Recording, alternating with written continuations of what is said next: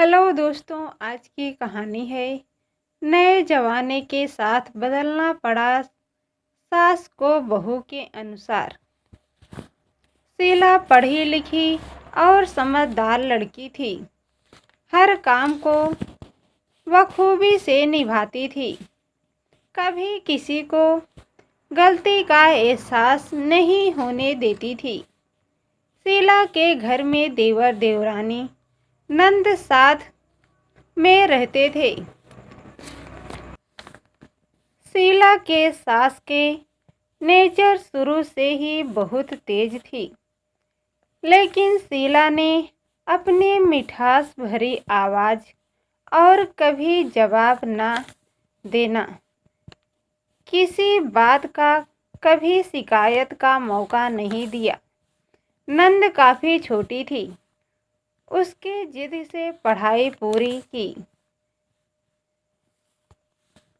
MBA कर लिया। MBA करने के बाद शीला की नंद रजनी के कई रिश्ते आने लगे। रिश्ते भी बहुत अच्छे आ रहे थे। एक रिश्ता परिवार को बहुत अच्छा लगा। रमेश के यहाँ का रजनी की शादी पक्की हो गई। रमेश से जिस घर में शादी है वहाँ पर काम तो बहुत होता है। शीला ने सारी जिम्मेदारी अपने कंधे पर ले ली। घर में देवर देवरानी होने के बावजूद भी देवरान काम में कोई हाथ नहीं बटाती थी। शीला के बार बार कहने पर भी देवरानी आराम से सोकर उठती और जो मन करता वही काम करती। सास तेज स्वभाव होने के बाद भी शीला की देवरानी कनक पर कोई असर नहीं होता था। घर में मेहमान आना शुरू हो गए थे, लेकिन देवरानी के काम का रूटीन चेंज नहीं हुआ। एक दिन काम करते करते ही बुआ सास ने शीला से कहा, तुम्हारी सास ने तुम लोगों का बहुत छूट दी है।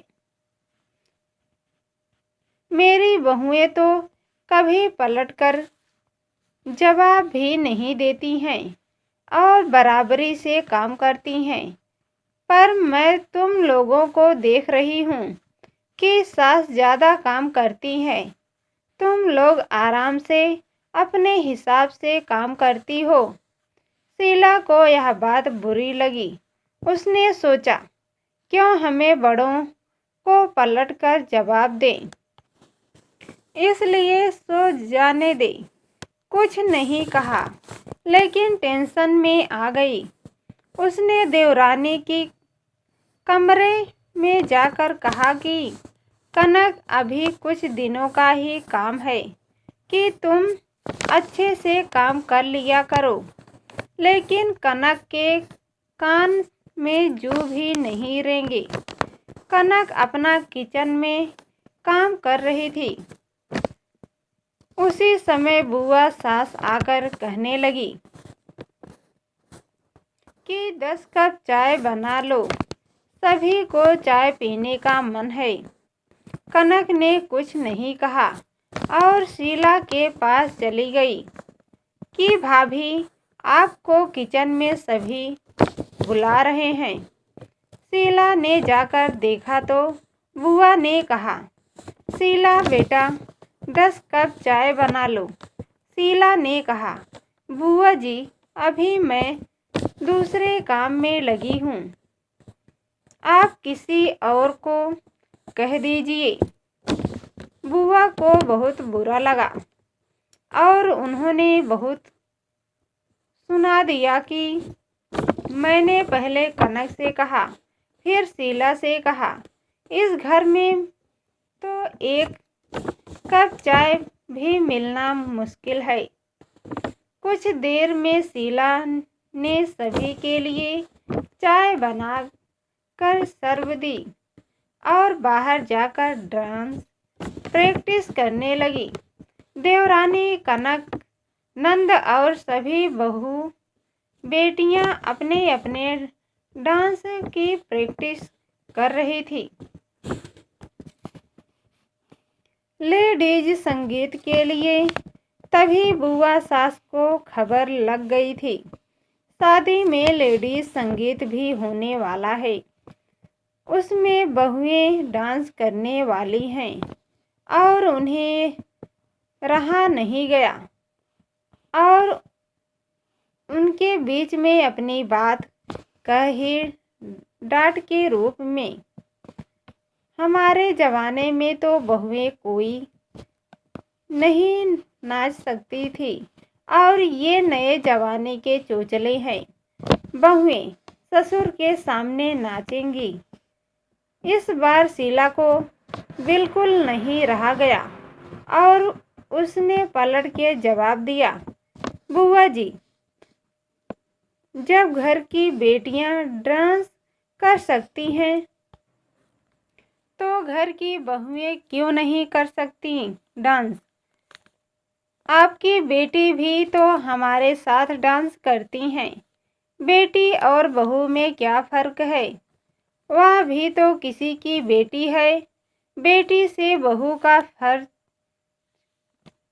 सफ़र क्या अलग होता है? जब घर में बेटी कुछ कर सकती हैं तो क्या बहुएं नहीं कर सकती क्या? इतना सुनते ही बुआ सास का चेहरा उतर गया और बड़बड़ करने लगी, इस घर में मेरी कोई इज्जत सम्मान नहीं है। बहुएं भी पलटकर मुझे जवाब देना लगी।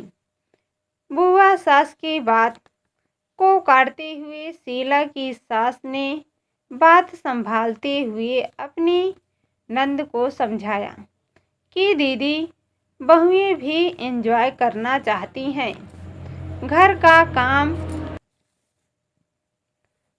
सारा कर लेती हैं, थोड़ा बहुत हम उन्हें छूट दे दें तो क्या फ़र्क पड़ेगा? हमारे ज़माने की बात अलग है कि हमें घूंघट डालकर सिर्फ चौका बर्तन ही करने पड़ते हैं, लेकिन आपकी बहुएं बेटियां पढ़ी लिखी हैं और नए ज़माने के साथ चलने वाली हो गई हैं, तो हमें उनके अनुसार ही थोड़ा बहुत चलना चाहिए। दीदी, आपसे मैं क्षमा मांगती हूँ बहस करने के लिए, लेकिन क्या करें, अब ज़माना बदल गया है, हमें भी अपनी बेटियों और बहू में फ़र्क नहीं करना चाहिए। दोस्तों, हमारी कहानी पसंद आए तो चैनल को सब्सक्राइब कर देना, बेल आइकन पर क्लिक कर देना।